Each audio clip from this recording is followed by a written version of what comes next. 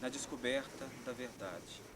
E ainda mais, todo o anseio, todo o desejo, a busca de conhecimento, que só se fundamentou, só mesmo teve base quando ele olhou para dentro de si e nele descobriu Deus.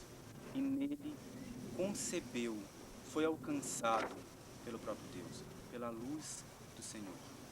Como diz o próprio Santo Agostinho, Nollis fora iri. In tectum red, in interiore omni habitat veritas. Não fuja de você. Volta para você mesmo. Porque é no interior do homem que está a verdade. E essa verdade é, para Agostinho, algo absoluto. Que não tem nada maior, não tem nada superior. Não tem. Por isso, a verdade é Deus. E nesta verdade não há negação. Portanto, não se nega a Deus. Com as palavras do próprio Agostinho, nas suas confissões.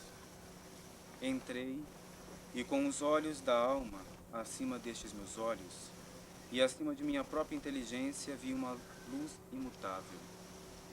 Não era essa luz vulgar e evidente a todos com os olhos da carne, ou uma luz mais forte do mesmo gênero. Era como se brilhasse muito mais clara e tudo abrangesse com sua grandeza. Não era uma luz como esta, mas totalmente diferente das luzes desta terra. Também não estava acima de minha mente, como o óleo sobre a água, nem como o céu sobre a terra, mas acima de mim, porque ela me fez, e eu abaixo, porque fui feito por ela. Quem conhece a verdade, conhece esta luz. E quem a conhece, conhece a eternidade. O amor a conhece. Ó eterna verdade, verdadeira caridade e querida eternidade, és o meu Deus, por ti suspiro, dia e noite. Uma grande preocupação dos antigos filósofos era entender o uno, os seus múltiplos, entender o ser, a negação do não ser, o devir. Isso tudo fundamentava também a dificuldade de entender a criação, que é um conceito bíblico. Nenhum filósofo conseguiu solucionar o criacionismo. Somente Agostinho, que unindo a fé e a razão, deram a solução para isso. Ele mesmo, mas com base na sua experiência pessoal. A criação se dá do nada, ou seja, não da substância do Criador, nem de algo já pré-existente. E para se originar, ou para que haja a origem de algo, alguma coisa, é preciso 3 itens, 3 importantes itens, que seja por geração, por fabricação, ou a criação do nada absoluto. Por geração, quando a obra sai do gerador e recebe da substância do gerador, como um filho que recebe do pai a sua substância. Também por fabricação, quando se é feita a obra de algo já existente, mas fora daquele que fabrica. Também o do nada absoluto. Não participa nem da substância do gerador, nem de algo pré-existente. Deus fez isso. Deus conseguiu, e Agostinho adentrou nesse mistério profundo do Senhor. Deus gera e cria. Deus gera o Filho da sua própria substância, Deus cria o cosmos do nada e a sua semelhança o próprio homem, que também gera e produz, mas não pode criar porque ele é finito. Deus, ao criar o mundo do nada, cria juntamente com o mundo o próprio tempo, que estruturalmente está ligado ao movimento. Mas não há movimento antes do mundo. Só com o mundo é que há o movimento. Tempo. definição seria a duração de uma natureza finita que tem e não pode ser toda simultaneamente. Por isso necessita de várias fases e contínuas fases para ser realizada. O tempo só existe aqui, na nossa mente. E ele é medido à medida que passa na alma e deixa o seu vestígio, deixa as suas marcas.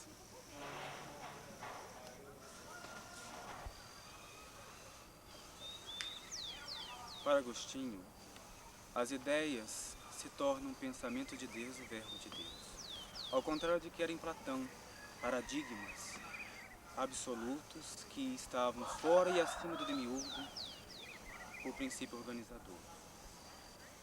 Quem ousaria dizer, diz Agostinho, aquela pessoa formada na verdadeira religião, que mesmo que não intuísse as ideias verdadeiras, ousaria negá-las? Ninguém. Ao contrário, afirmaria que mesmo sem intuir, tudo sempre existiu na mente de Deus. Tudo sempre esteve na mente de Deus, guardada na mente de Deus. Ou quem ousaria dizer que Deus tudo fez irracionalmente, sem pensar, sem o logos, sem a ideia? Não. Mas é claro que tudo foi criado com uma ideia particular, com uma razão particular. As ideias são, muito além do que coisas que existem, são a verdadeira realidade. Tudo o que existe está contido nas ideias, estão participando das ideias. Todo o criado está dentro das ideias, está na mente de Deus, está contido na mente de Deus. E na mente de Deus não existe nada além do que seja eterno e imutável. Santo Agostinho, além da teoria das ideias, usava a teoria das razões seminais, criada primeiro pelos estoicos, depois retomada e reelaborada, uma ideia metafísica de Plotino. Sim, Deus insere na criatura sementes ou germes de todas as coisas possíveis, as quais, ao longo do tempo, vai aflorando, vai acontecendo, vai se manifestando por várias circunstâncias de vários modos. Juntamente com a matéria, isso em suma, vem todas as possibilidades de se tornar aquilo que é ideia de Deus. Precisamente, isso são as razões seminais. A doutrina agostiniana, então, nós poderíamos concluir isso. É completamente o oposto do que é o darwinismo. Sim, a evolução nada mais é do que a concretização de tudo aquilo que sempre existiu, sempre esteve nas criaturas. Sempre. Sempre esteve ali. O homem é criação de Deus. O homem e a sua alma é a imagem de Deus Trindade. O homem, na sua alma, é imortal. A alma é imortal. E a prova disso é como nós começamos lá no início. A verdade está na alma. E a verdade é eterna, porque a verdade é Deus. E Deus está, concluiu, fez, elaborou, planejou a nossa alma. Se a alma morre, morre a verdade.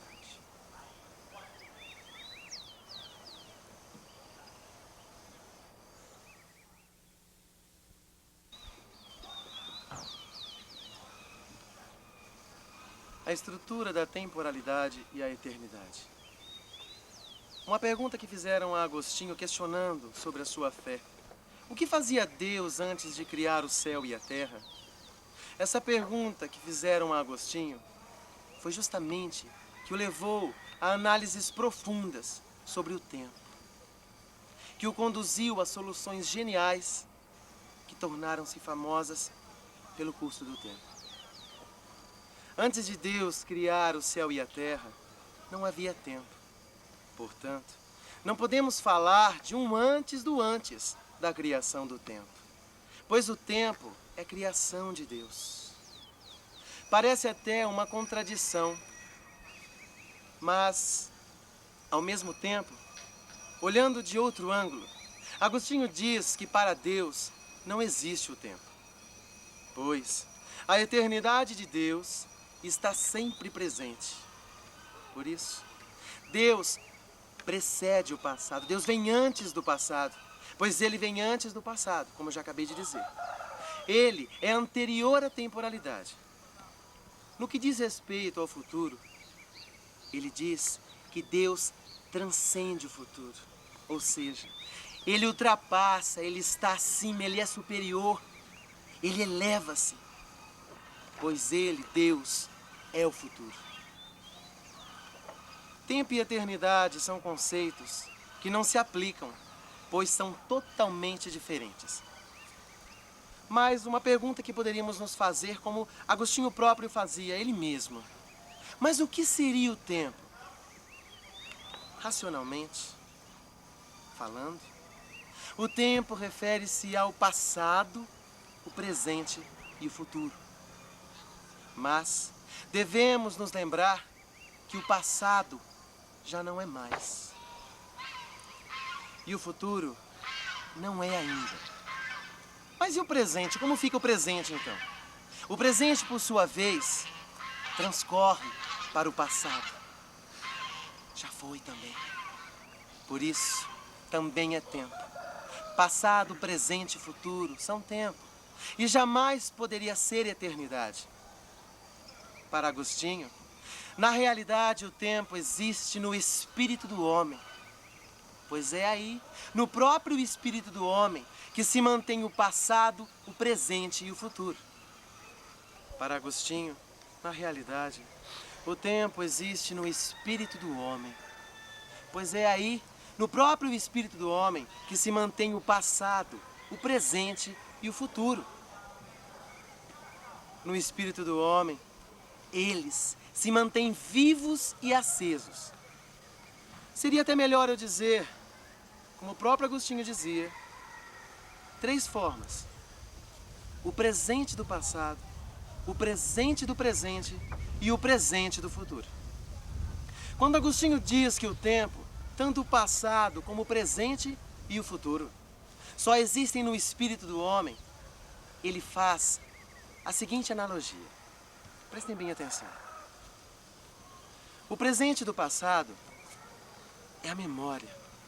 Onde estaria o presente do passado? Estaria na própria memória do homem, sim, que está sempre tornando aquilo que passou, as ideias, os acontecimentos, os fatos, vivos e presentes. Embora estejam dentro, eles se tornam vivos e presentes. Já o presente do presente seria a nossa intuição, sim. A intuição do homem, ou seja, a percepção clara de determinada situação, como agir naquele momento. A esse presente do presente, é aí que Agostinho fala. Sim, realmente, aí entra o presente do presente. E por último, nós teríamos o presente do futuro. Mas o que seria o presente do futuro? O presente do futuro nada mais seria do que a própria espera, sim. Viver e sofrer as demoras da vida. A espera pelos sonhos, pelos desejos. Aí está o futuro. Então não posso dizer que o futuro ainda virá dentro do espírito do homem. Porque ele espera, mas essa espera já faz ele viver. Ele viver esse desejo, essa vontade nos próprios sonhos. Também outro fator muito importante seria a ligação entre tempo e movimento. Sim. Embora o tempo tenha uma certa ligação com o movimento, ele não se encontra no movimento e nas coisas em movimento, mas sim na alma do homem. Aí se encontra o tempo, em nenhum outro lugar. Assim sendo, como explicar que o tempo se encontra na alma e não em outro lugar, como estamos vendo agora, mas sim na alma, na própria alma? É que a alma é o caso do fato, pois ela espera o futuro, ela presta atenção o presente E ela se recorda que seria o passado. Não podemos negar que o futuro ainda não é. Mesmo que existe na alma a expectativa do futuro. Assim como também nós não podemos negar também que o passado não é mais. Mesmo existindo na alma a recordação viva dos fatos, aquilo que já aconteceu, aquilo que o próprio homem já viveu, está vivo na própria memória do homem, o passado. Assim também acontece com o presente. Mesmo aquilo que será presente, prestem bem atenção nisso, se apressa em direção ao passado. Já foi, já não é mais. Se torna passado. Se torna ausente. Todo este pensamento já havia sido elaborado por Aristóteles, mas Agostinho o desenvolve, dando a este pensamento de um filósofo antigo.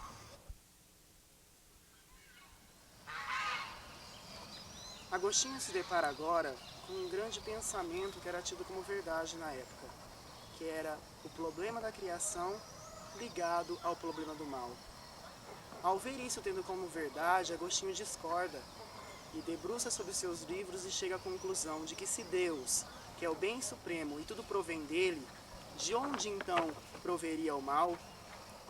Pois o mal, por mais que possa ser mal, nunca será um ser. Pois o mal não é um ser, mas sim uma deficiência e privação do ser. Mesmo que ele fosse uma substância, não poderia ser, pois sendo uma substância ele seria bem, e sendo bem, seria incorruptível.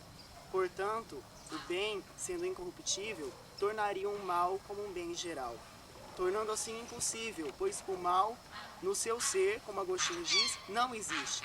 O mal seria apenas a deficiência e a privação de um ser, ou seja, de diversos bens. Agostinho aprofunda mais essa questão, dividindo este problema do mal em 3 níveis: o metafísico ontológico, o mal moral e o mal físico. Se aprofundando em cada um dos 3, podemos ver o metafísico ontológico. Neste ponto, dizia ele, que não existe mal em todo o cosmos. Em todo o universo não existiria o mal, mas sim graus inferiores de um ser em relação a Deus, que seria o bem supremo, o bem de todas as coisas. Mesmo que, visto que em seu conjunto apresentasse um defeito ou apresentasse um mal, ele na verdade do universo, na realidade do universo, ele seria aniquilado, ele não existiria. Como exemplo, nós podemos pegar os animais nocivos, que o homem diz ser prejudicial a ele. Por que ele fala que é prejudicial? Porque irá atacar a sua maneira de existir, o seu bem próprio. Mas só do fato deste animal nocivo existir, ele já não é mais um mal, como o homem diz, mas sim um bem, pois ele existe, é dotado de seu instinto e de sua pouca razão. Já o mal moral, Agostinho define como pecado. O pecado que sempre necessita de uma má vontade. E essa má vontade, ela não possui jamais uma causa eficiente, mas sim a má vontade sempre necessita e possui de uma causa deficiente. Pois a nossa vontade, a vontade do ser humano, deveria sempre tender a Deus, sempre tender ao bem supremo. Mas, por haveres graus diferentes de bens, ela pode tender tanto para bens inferiores como para bens superiores. Pois o mal, possuindo esse livre-arbítrio, dotado por Deus, em preferir bens inferiores ou superiores, o homem se torna livre. Pois o mal é uma inversão a Deus e uma conversão às criaturas. Por que isso? Porque o mal, sendo uma deficiência ou uma privação do Ser Supremo, que é Deus, ele nunca vai poder convergir ao próprio bem, mas sim convergir às criaturas, que têm essa vontade de tender tanto aquilo que eu já disse, para bens inferiores ou para bens superiores, para bens mais dotados de bens ou para bens que sofreram a deficiência feita pela própria vontade do homem. E o mal físico? O que seria este terceiro ponto do mal físico? Já relaciona com o próprio sentido da palavra, como seriam as doenças, o sofrimento, o tormento do homem em relação à morte, aquilo que já relaciona justamente ao físico, ao corpo, aquilo que provém do homem. E para aqueles que filosofam na fé, seria como o pecado original. O pecado que, como diz na Santa Escritura, que Agostinho abordava em sua Fé e Razão, em que prejudicou o homem pela sua desobediência, pela sua falta em escolher, em colocar a deficiência no bem. E podemos encerrar até acabar fechando este grande discurso de Agostinho com uma de suas frases, um pensamento seu que resume todo o problema que ele resolveu com o mal, provando que o mal não existe, mas sim que o mal sempre foi e sempre será uma deficiência do bem, do grande bem que é Deus. Não é a carne corruptível que torna a alma pecadora, mas sim a alma pecadora que torna a carne corruptível. Encerrando assim e derrubando a grande questão que era levantada, de que o problema da criação estaria, pois não está mais ligado ao problema do mal.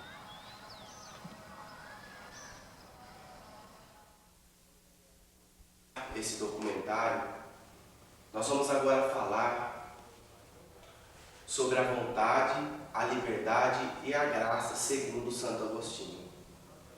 Primeiramente, nós vamos falar sobre a vontade, o que ela é para Santo Agostinho.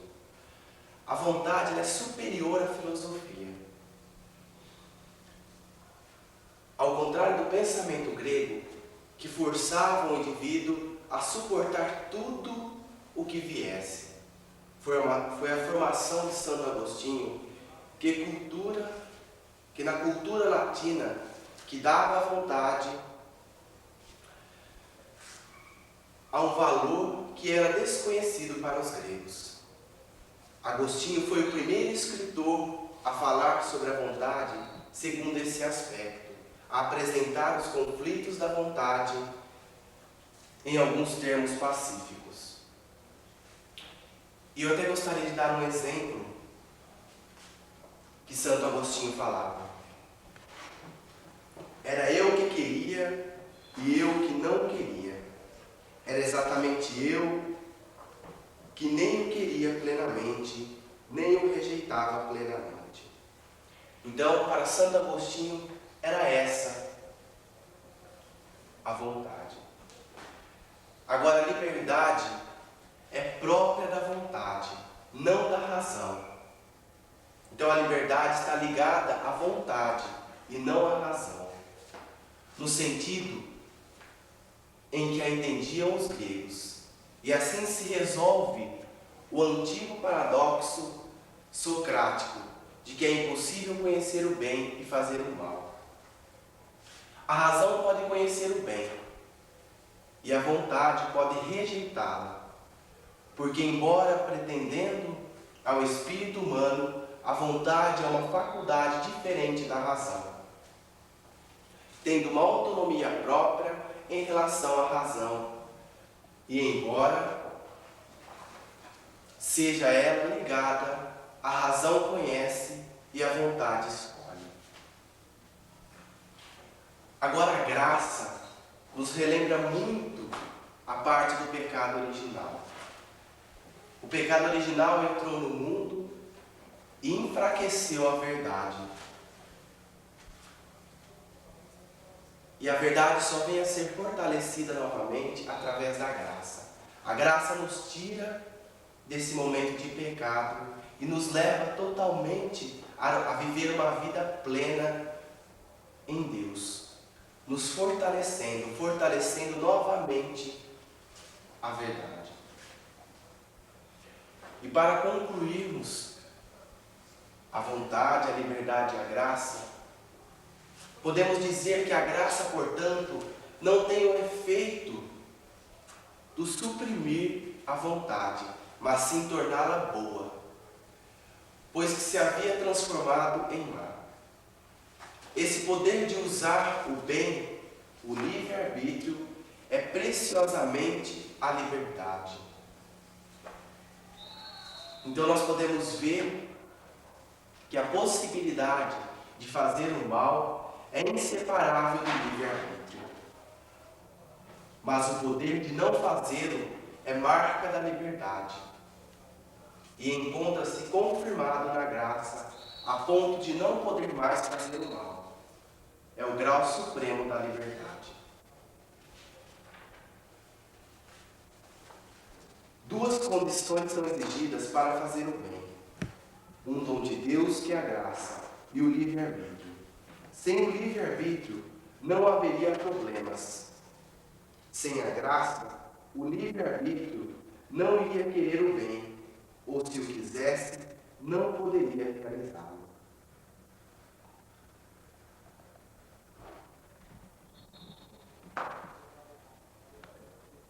Pode fechar.